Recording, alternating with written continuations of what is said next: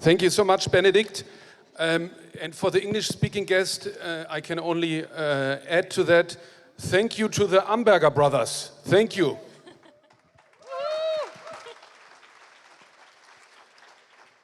And for those who might not know, and that's actually what a surprising perfect fit on multi-levels, the Amberger brothers sell petroleum. Really? Yes. And with the sale of petroleum and drinks, they were able to create this place. And you work about petroleum, and worth mentioning is also the silo was for coal. Yes. And the coal, through the natural force, went down. So it's like an earth sort of context. Maybe we can start with this big inflatable particles. Yes.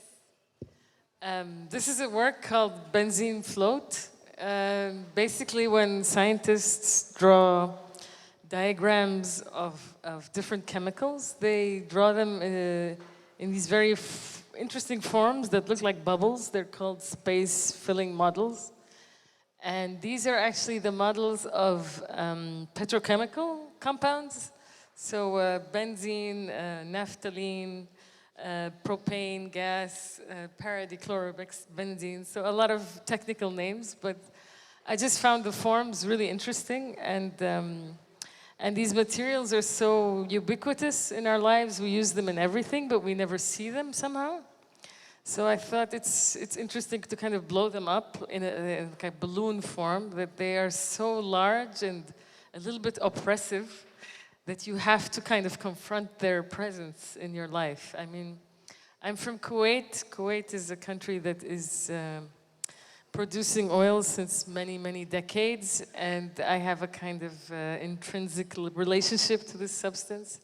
I think about it, it has informed the story of my life. So yeah, it's just an obsession that I have, and I'm thinking about it from different angles. The world before oil, and after oil. But what I find so interesting is that they have a total pop sort of presence and remind of a Hüpfburg, and at the same time they have this fluorescent surface which also links back to your sort of family history, because they have related to pearls too, right? Yes. So in Kuwait, before oil, the main industry for, they say, almost 2,000 years was pearl diving, pearls. And my grandfather even was a singer on a pearl diving boat. That was his job. So after pearls, suddenly the whole pearl industry was replaced by the oil industry.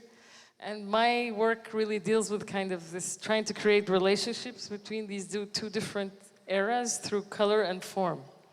I mean, the only reason that we like pearls is because they have this iridescent surface that kind of tricks our eye. In the same way, when you look at oil that is spilled on the side of the street, it has this rainbow kind of iridescent surface as well. It's actually quite beautiful.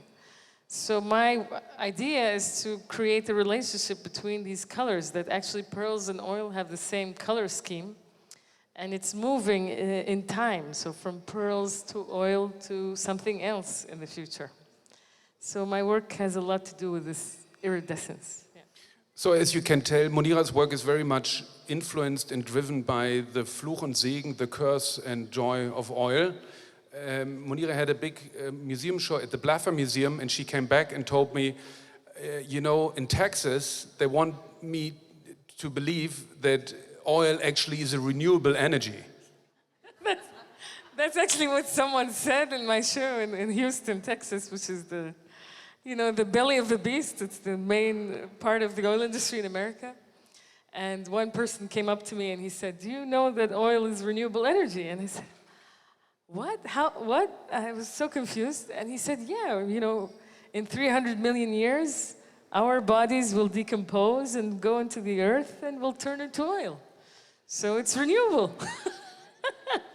So, which sort of leads us to the last space in the silo, which are fossils, right? So, which are sort of equivalent to oil. I mean, I think this space was somehow made for me. My work is dealing with fossil fuels, and this is where they used to kind of, funnel this coal, which is the predecessor of oil. And the walls are actually all black because of the amount of coal that was going through there.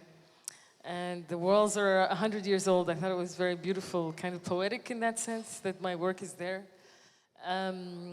You start with kind of the drilling, the oil drills kind of turning around, and then you go into this space where you look at these metallic flowers that are actually based on the cables that bring the oil out of the earth. If you cut them in half, they look like flowers. So I made a kind of flower field out of them. But after that, there's these glass sculptures that are based on marine creatures that are really beautiful. They look like glass, but they are actually full of poison. And if you touch them, you die. And it's called the Man of War.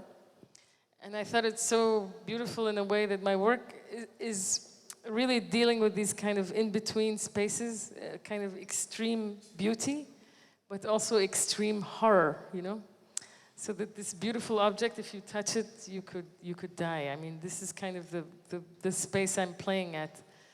Oil has revolutionized the way we live in the modern age, but at the same time it's destroying us. So how do we reconcile these two things together? I don't know.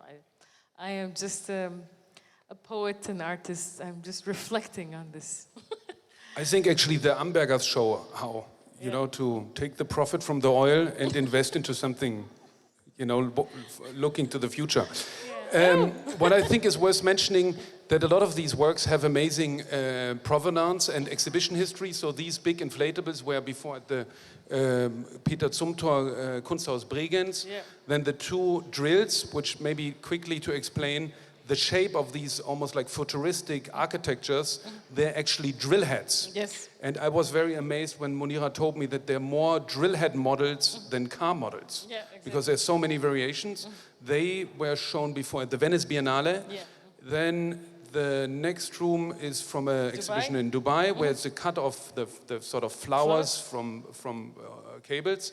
Then the glassworks were from an exhibition by the sea in China. Yeah, and the last work is new, right? The last work was in Saudi Arabia at a light festival.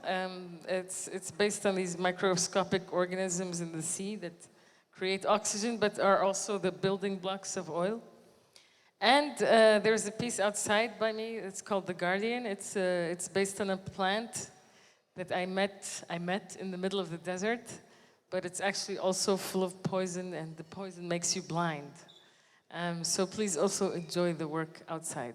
And it's your second visit to Munich after your solo show at Haus der Kunst in 2022. Yes, 2020.